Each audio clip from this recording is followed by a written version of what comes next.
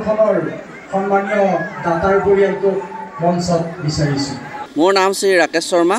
আচলতে আমাৰ ঘৰ দাহি চুটোৱা ঠিয়াবাৰী বুলি কয়, কিন্তু কৰ্মসূত্ৰে আমি মঙলদৈ টেঙাবাৰীত বাস কৰোঁ। মোৰ দেউতাৰ নাম শ্ৰী যুত দীনেশ্বৰ শৰ্মা। গামোচাখন আচলতে আমাৰ অৰ্জুনতলৰ চকতে দাহি অৰ্জুনতল বুলি কয়, তাত আমাৰ পূজা হয় বিষ্ণু মন্দিৰত। সেই মন্দিৰত মানে যিহেতু আমাৰ এখন অসমীয়াৰ স্বাভিমান গামোচা হয়, গামোচাখন মানে আমি পূজা আৰম্ভ হোৱাৰ দিনাৰে পৰা আমি তাত পুৰোহিতে বহুত পূজা অৰ্চনা কৰি গামোচাখন মানে তাত ব্যৱহাৰ কৰে ভগৱানৰ তাত।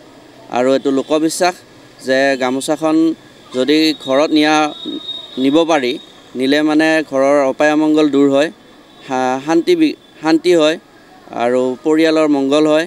সেইটো কাৰণে তাত হেতা ওপৰা লাগে গামোচাখন নিবৰ কাৰণে। আৰু সেইটো হিচাপত আমি ল'বৰ কাৰণে সক্ষম হৈছোঁ। এইখন লাষ্ট দাগ হৈছে 2,05,000 টকা। আমি 2,05,000 টকা লৈছোঁ। এই পূজাখন আমাৰ দাহি অৰ্জুনতলৰ বাসুদেৱ মন্দিৰত বছৰ ধৰি পূৰ্বপুৰুষসকলৰ পৰা চলি আছে। আচলতে মোৰ মনত নাই যে কেতিয়াৰ পৰা আৰম্ভ হৈছে।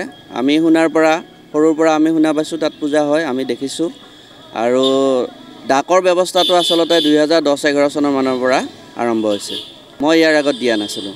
ঘৰুৱাভাৱে আমাৰ শান্তি অটুট থাকিব বুলি আমাৰ এটা দৃঢ় বিশ্বাস আৰু লোকবিশ্বাসো আছে।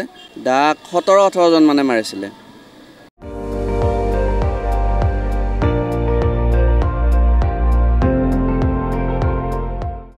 আপুনি চাই আছে ND24, সৰ্বশ্ৰেষ্ঠ নহয় সৰ্বোত্তমৰ দৌৰত।